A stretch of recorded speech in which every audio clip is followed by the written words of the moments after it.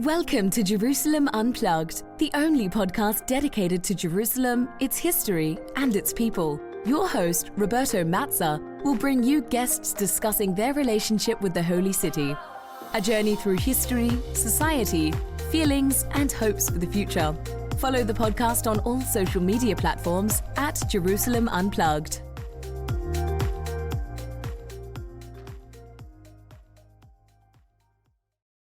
Welcome to Jerusalem Unplugged, the podcast dedicated to Jerusalem, its people, and its history. I'm your host, Roberto Mazza, and my guest today is Rachel Lev. She is curator and archivist at the American Colony. The American Colony was established as a religious institution. By now, it's an acclaimed hotel, guest house, with an amazing garden and a well-furnished bookstore, and indeed an archive full of very interesting and unexplored material, but more importantly, with plenty of pictures that have made the history of the American colony and of Jerusalem. Rachel, welcome. Thank you for inviting me. Nice to be here. The first question, and the only question that I always ask all of my guests is, what is your Jerusalem? In other words, what is your connection to the city? Well, I came here unwillingly, I have to admit, some 35 years ago as a student. I came to study with the Hebrew University, art history and anthropology, and I didn't want to come here. I want to stay in Haifa or in the area of the sea. I was born in Haifa. But eventually I came, studied here, and I remained here. Take out a few years that I traveled abroad and so forth. So I'm here for very long years. I'm here since I started to study, and I started with art history and social psychology, and then I went to Bezalel to study architectural design, and then in recent years, I'm back into studying my master's degrees in philosophy of the arts and so forth. Just a few years after I arrived in Jerusalem, I was lucky enough to get a job at the Israel Museum, prints and drawings department is the best department of the Israel Museum. And soon after, I started to work with the collection of photographs. When Nissan Perez, who was curator of the department for many years, he left for 2 years, and I was given the ability, the opportunity to manage the photographic collection for 2 years. And this is the first place where I met American colony work. But I say, even when I studied art history, I was quite interested in history of photography. It captured to me. I loved the medium, and I did quite a few works in my early studies on photography.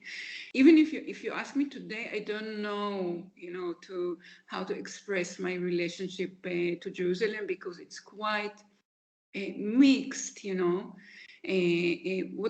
you're asking what is my Jerusalem, so my Jerusalem is always living the built environment and going on the outskirts of Jerusalem, facing the Dead Sea, and trying to feel what is this genius loci, what is the spirit of this place that over the years was so distorted by a lot of foreign influences. What is there in Jerusalem that captured the attention of so many people? Is it only because of the biblical stories, or there is something in the place that is really capturing? And also when I look at the eastward towards Jordan, and when I look at the west from the forest of Jerusalem towards the sea, it's like totally different city. It's totally different feeling.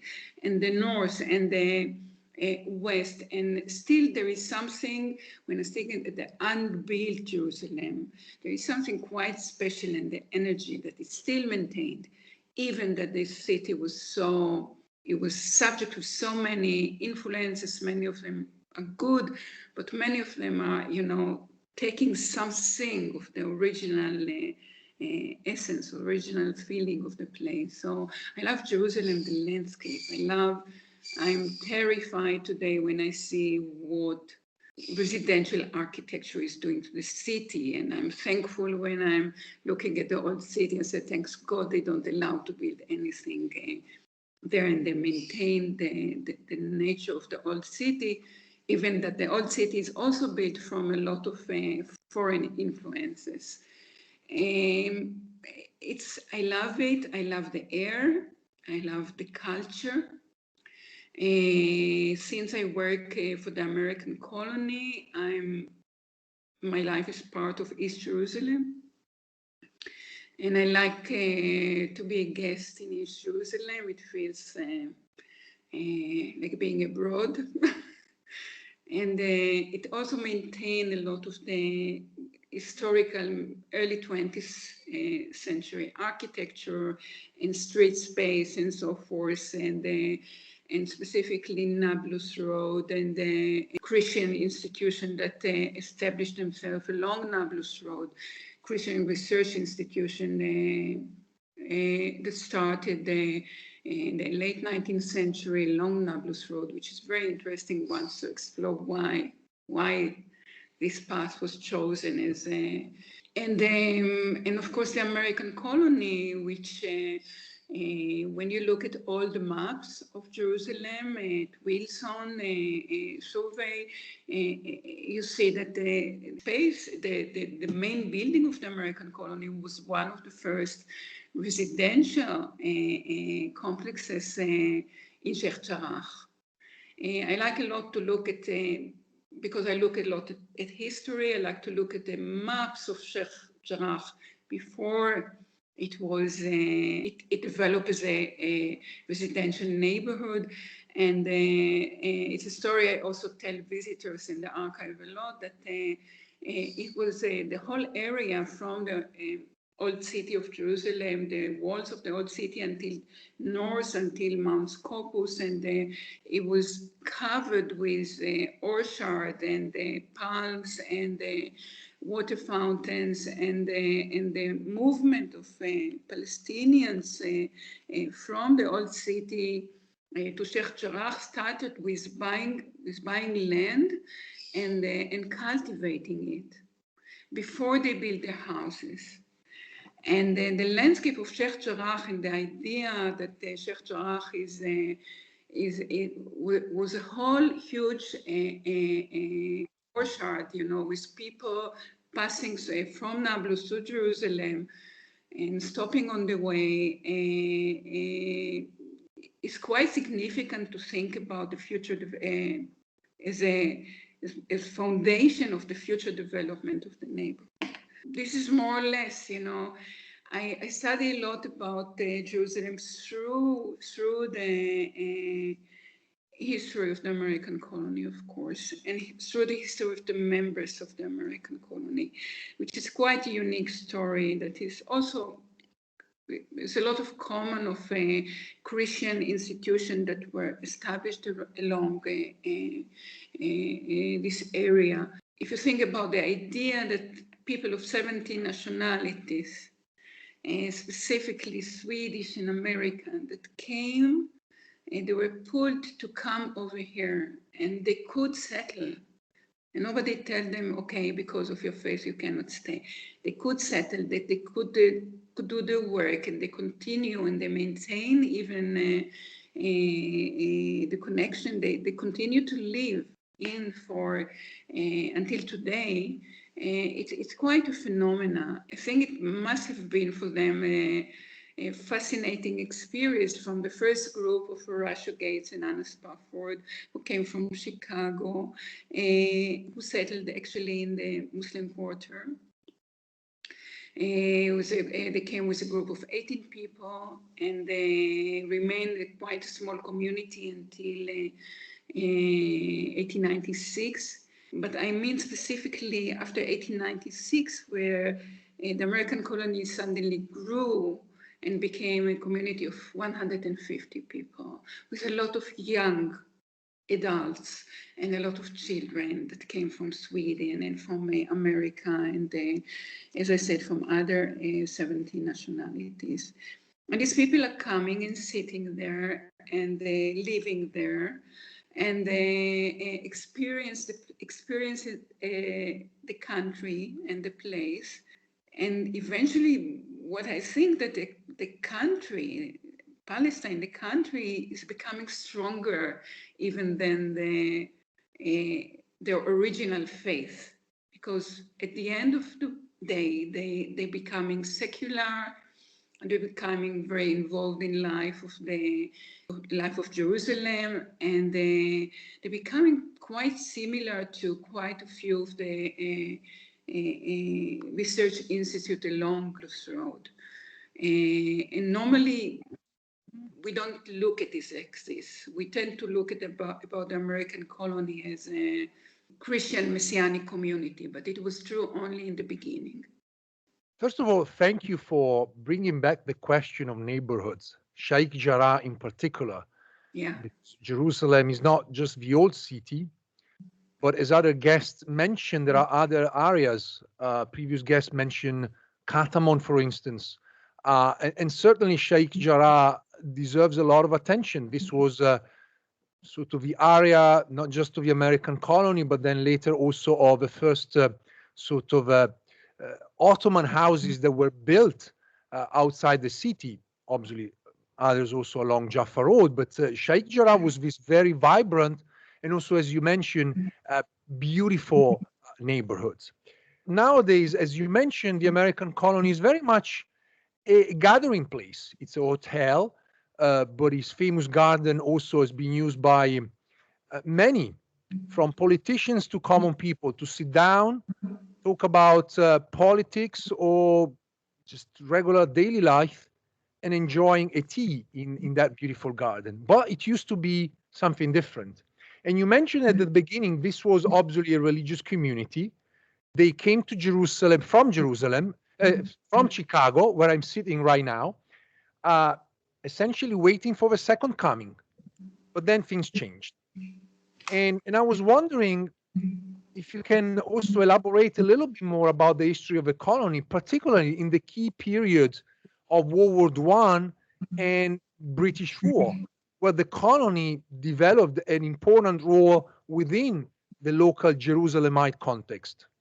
Okay, first of all, I want to correct something.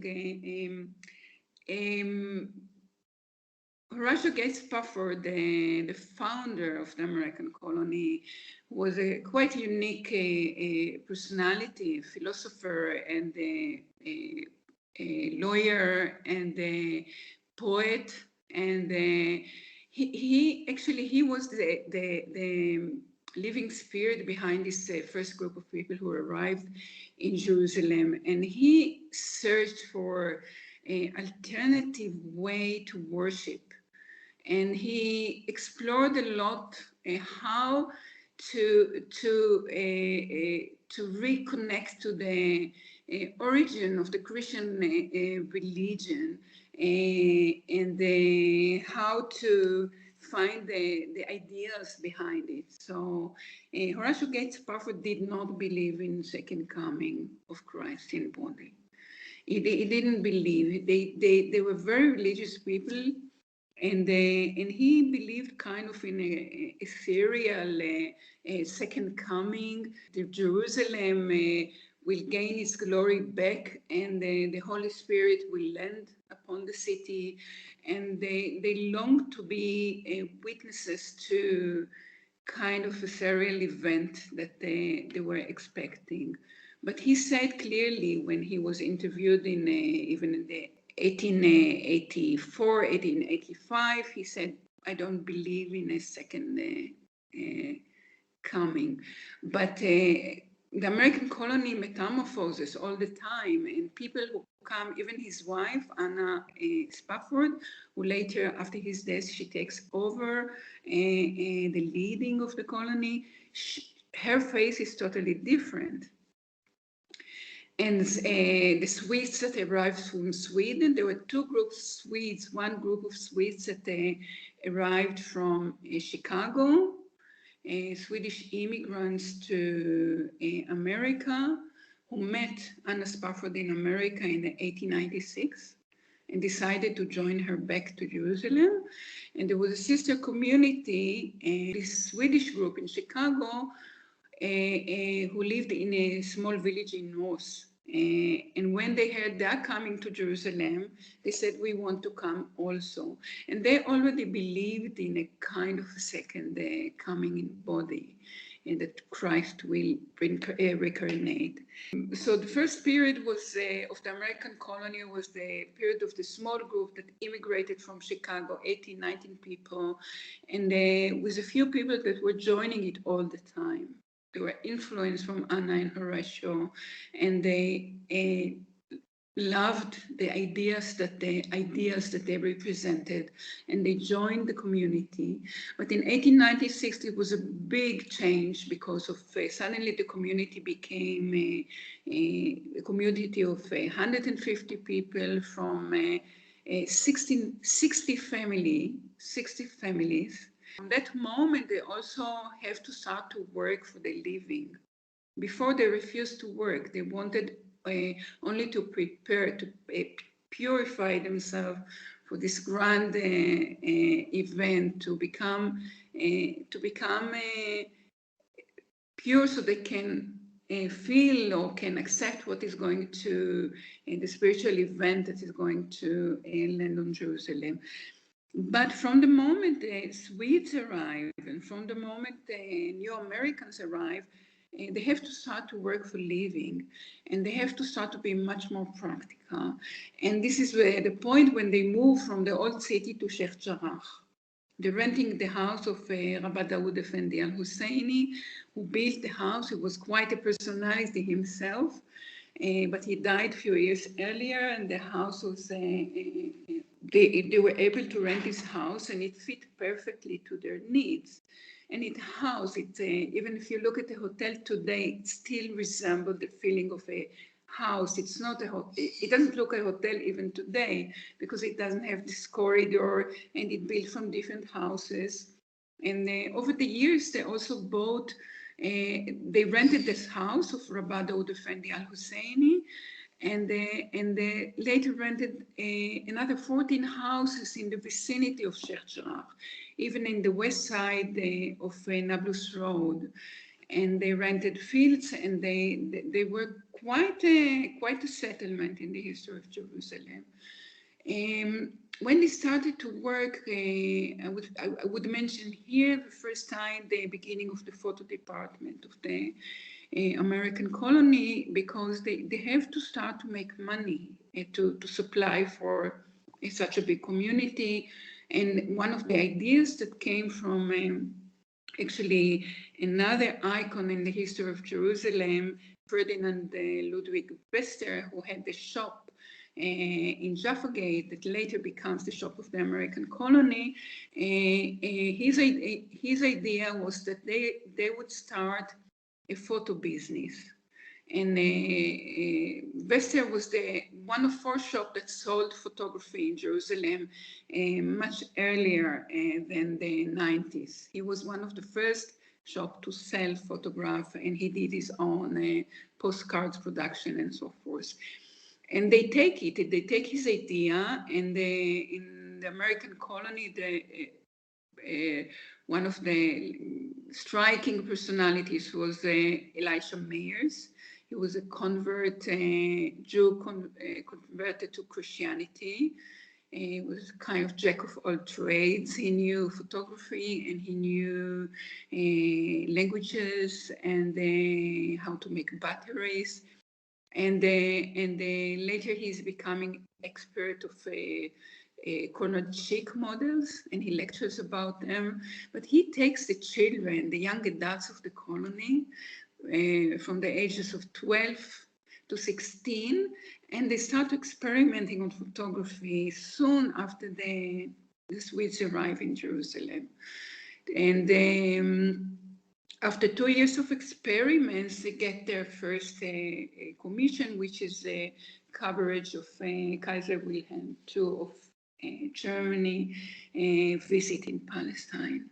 I'm telling this story first because these young people started traveling all over the Middle East for photo expedition quite early in their photographic experimentation, but very quickly they became professionals.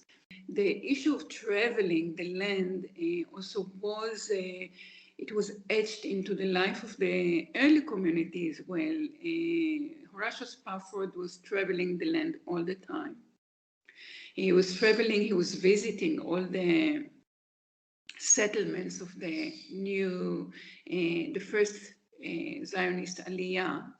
And he also was one of the people who believed that when Jews will arrive to Palestine, this will be a sign of the event that is going to, it's a Christian event that is going to arrive. And he visited all the Jewish settlements, and he also traveled the lands. He was one of the people who brought the eucalyptus trees into Palestine.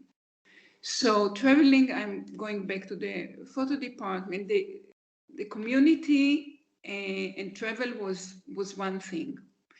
They traveled all the time. They went to Jordan, they went to Sinai. The whole community would pack up their things and just go and visit people, make friends with Bedouins and so forth.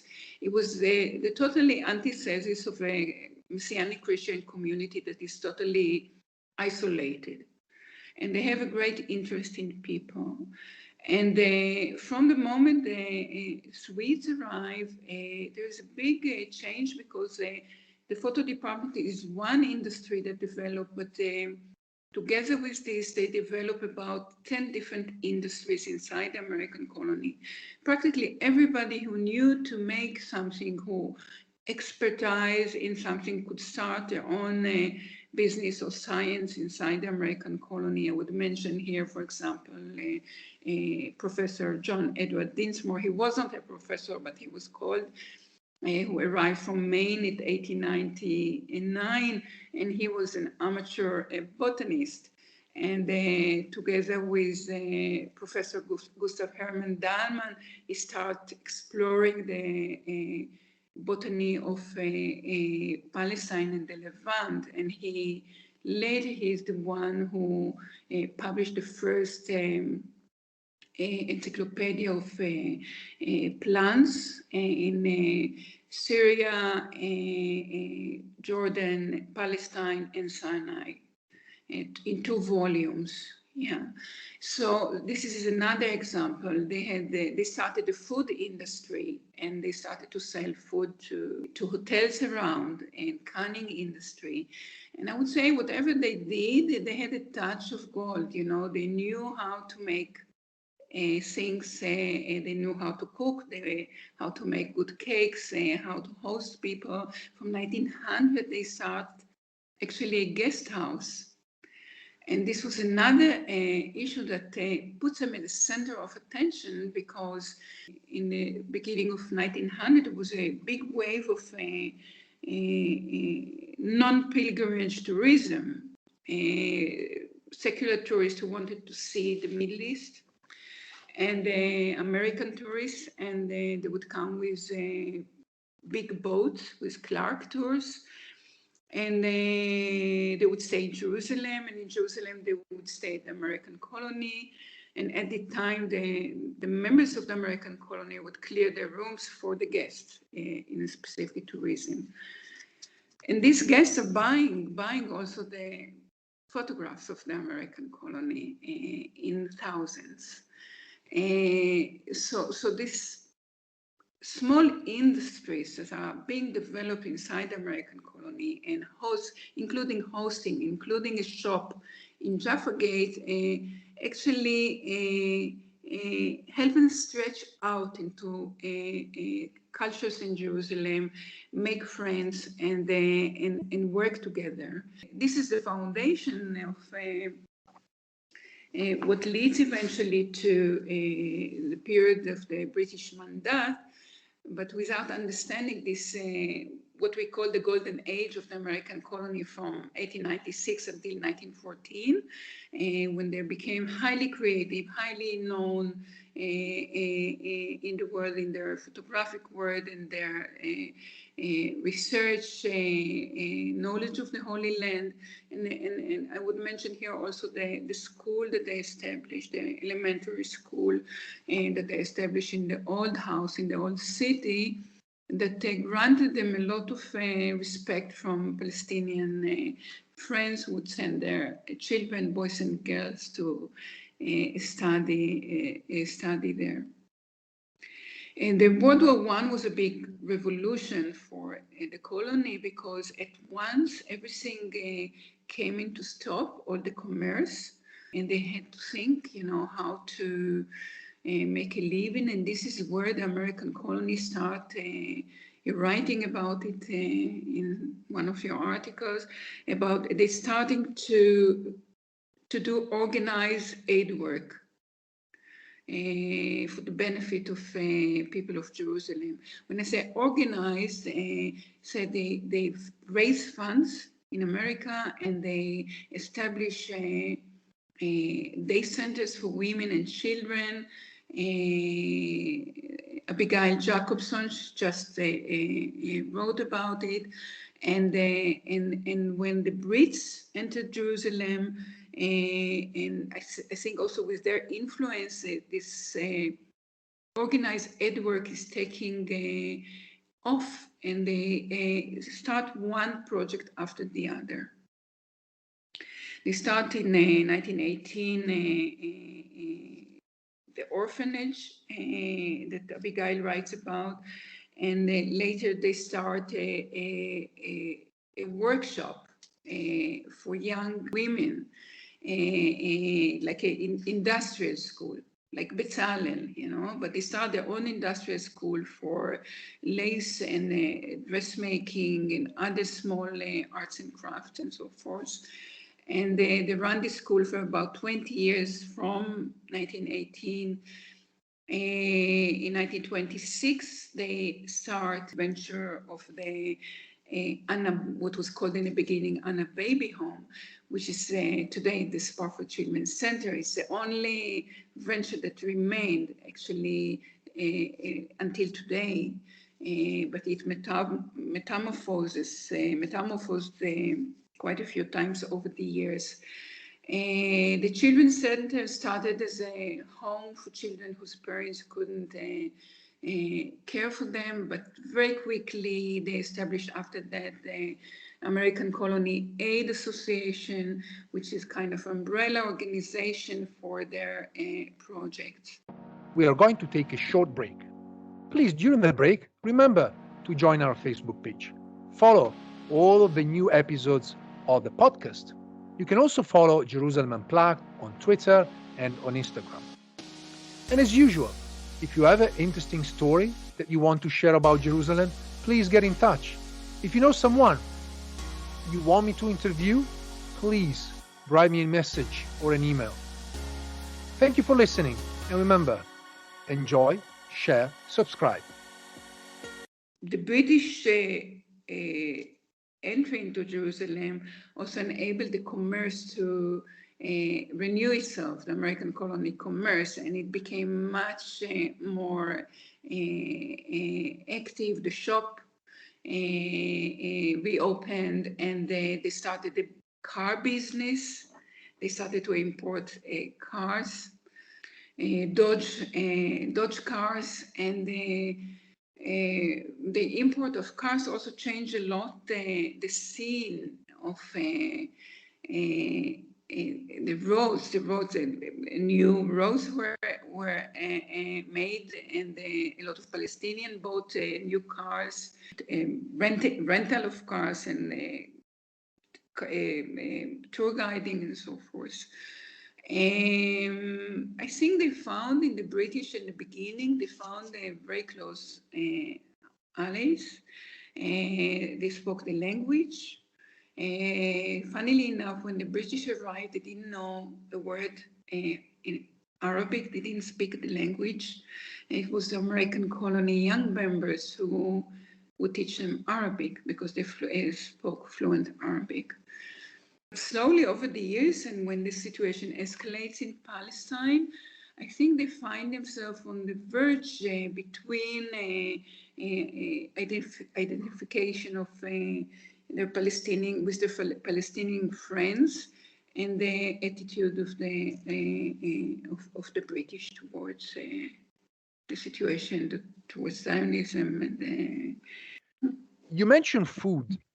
I must say that I was not aware that the American colony had a sort of a production of food other than food distribution during the war for the poor, and food is central to Jerusalemite identity. So I was wondering whether the American colony members were sort of producing local food, or they were trying to replicate their food from America and Sweden. I know this is just anecdotal, but I think it's very curious and very interesting. It's a very interesting question. I think if I'm looking at their recipes, they had pumpkin pies. They have a lot of American food, American pastries. They had a bakery where they bake food, and they bake cakes. And people love their cakes, They had sold, even in the shop in Jaffa Gate, they sold the small American pastries, and people would queue all the way to buy their home taste, the Americans, specifically American tourists. But I think they cooked, they had quite a refined taste, and I think it was a mix of Palestinian and Western American or Swedish even food. Most of the people who started the food industry were Swedish, and definitely brought their own tradition of Swedish food into the colony. And but when I look at what they created, specifically the pastries and the bread and so forth, and the cans, and they sold olive oil, jams, as I said, canned food, cakes, all look terrific. If you look at their bazaars, it was just, with all this table full with cake, it didn't look like Palestinian pastry. It definitely looked like American colony pastry, whatever that may be at this. But later, I think they're more and more adopting the Palestinian kitchen towards the 30s, 40s, and they start to do traditional baklawa and cooked food that is well known in Jerusalem. We shouldn't forget that they hosted people from 1900. They were a hotel. It was called a hostel, but it was 7 stars already then. People really fought to get a place in American colony, but they only had 40 rooms. And whoever couldn't get a place would come to dine, would come to have a 5 o'clock tea. And I think it was kind of an international atmosphere. And I would mention here that it was an open house mentality. And people from Sheikh Jarrah would always come in the evening for tea and chat. The Pasha room was open every day. And everybody who was around, either a guest of the hotel, members of the colony, temporary residents in Palestine would meet there. It was a meeting room, and sit and chat. with others. I think many great collaborators happened there in the Pasha Rome between local Palestinians and visitors from abroad and so forth. And they were very, very closely connected with the Palestinians. They even made evenings for Palestinian women. And they describe, a 5 o'clock tea for Palestinian women would come with their children once a month, and again for tea, and pastries, and even for fashion shows. In the school, many of the children in the schools were Muslims and Christians. And they always mentioned the Palestinians, even in the early years when they went into great financial difficulties, that they were the Palestinian friends who helped them through, who lent them money without even asking when they're going to pay it, and enabled them to cross the difficult years until they recovered. Thank you, Rachel. Now, we are moving towards the end of this episode, but I still have a lot of questions. I must say that you're the perfect guest. You anticipated all of the questions I wrote down. So my job had been made way easier. Reflecting back at the experience of the American colony, and thanks to your knowledge, because you are the curator and the archivist of this institution, what do you think is the legacy of the American colony in Jerusalem? It's a big question. If you're asking the legacy, because I'm working with historical material, my expertise is from 1881 until 1934, when the American colony photo department broke, and into the 30s, beginning of 40s. And if I'm looking at this collective of people that settled in Jerusalem, people who didn't know one another, came from different countries, different educations, different expectations, but unified by the longings to be part of the idea of Jerusalem. The fascinating thing about this group that, as I said, Jerusalem became stronger than their faith at the end.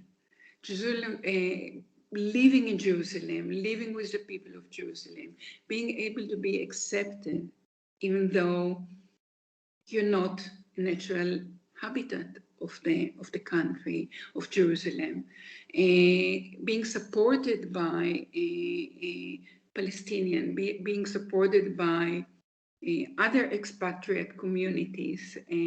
This is a phenomenon that I think is very rare today.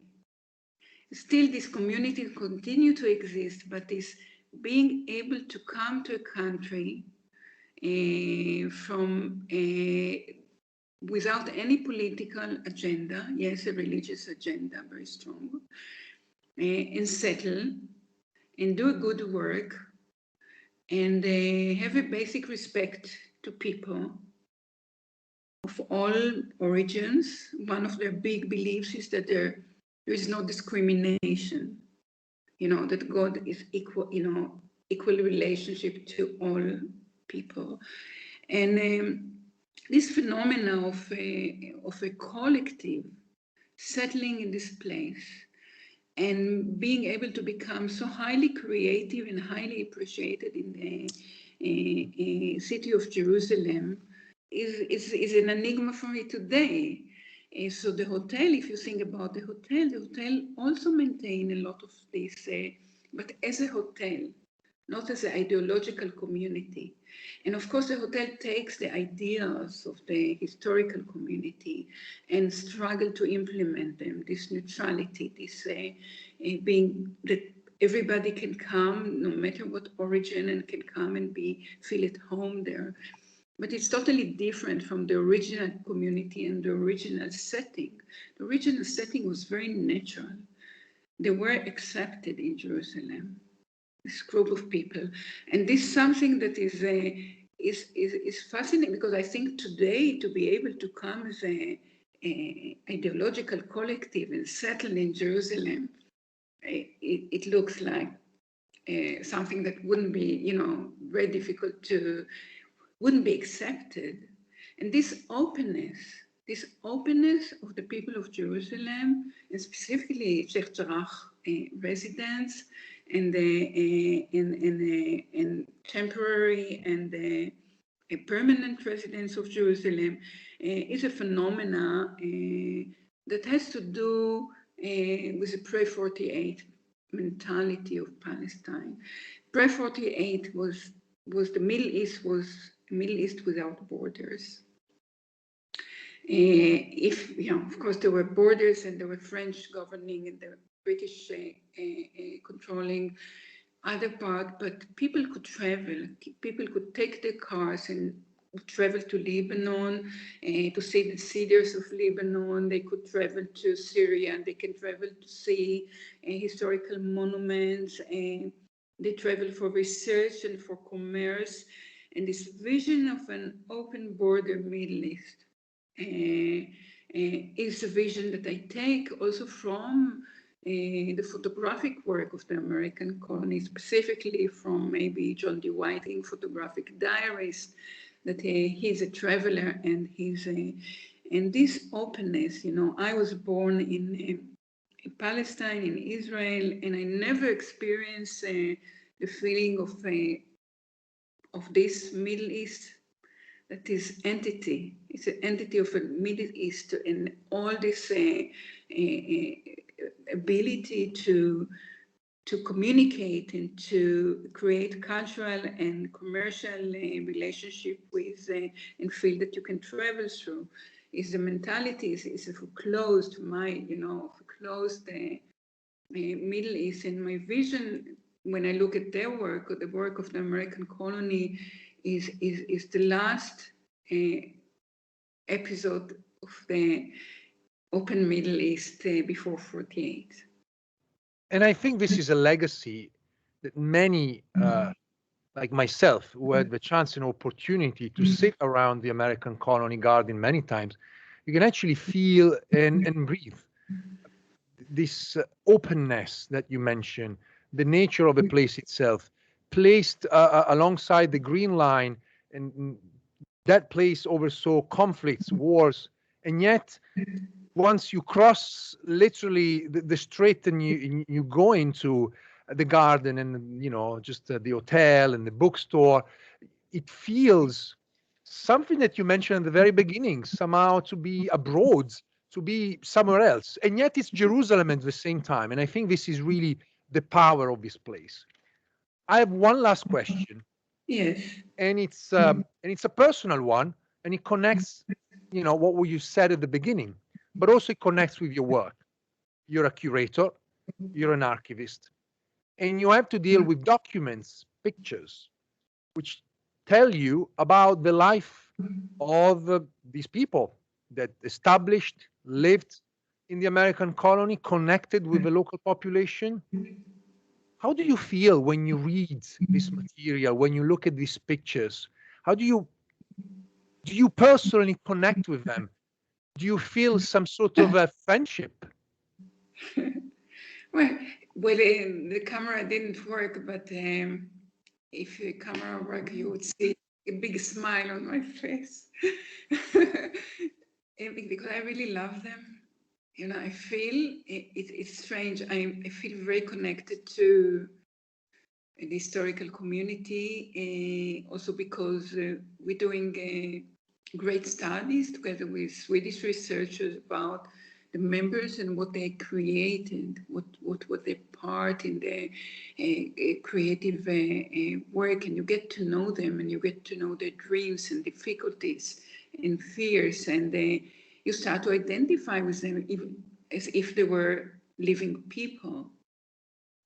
So I love these materials. It's like a addicted archivist when I see a piece of all the paper under a pile of new documents. I know exactly where to go to pick it up And most of the time I'm successful, and I found a lot of stuff inside the American colony. Actually, one of the things we didn't talk about is that the American Colony Archive started with 2 cabinets, but now it has about a collection of about 50,000 items, and that consists also on objects, documents, photographs, manuscripts.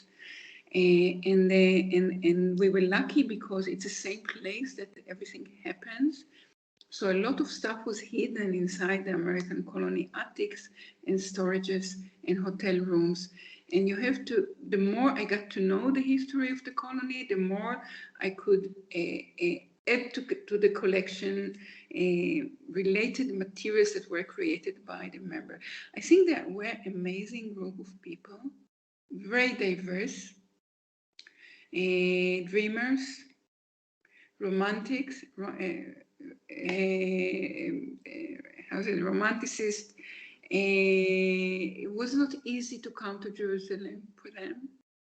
Many, to come from a village of North in Dalakarlia and settle in Jerusalem was devastating for some of them, and they died in the early years. So I feel for them as well. I feel it's my community. The historical community is a community that I highly identify with, and through this historical records, through collecting, through searching, through promoting the importance of the archive for researchers and other audience. This is a piece of history of Jerusalem, and it's a quite unique piece of history of Jerusalem because they were not involved in the conflict directly. They managed somehow to maintain the good relationship with the people of Jerusalem, and through the photography you manage to restore part of this unplugged Jerusalem.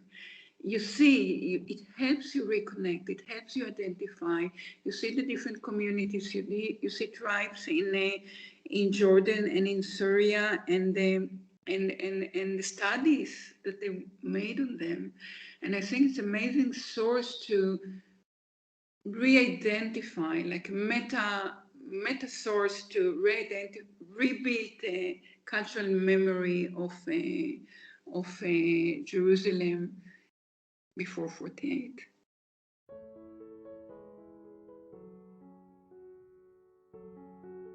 This was Rachel Lev, curator and archivist at the American Colony.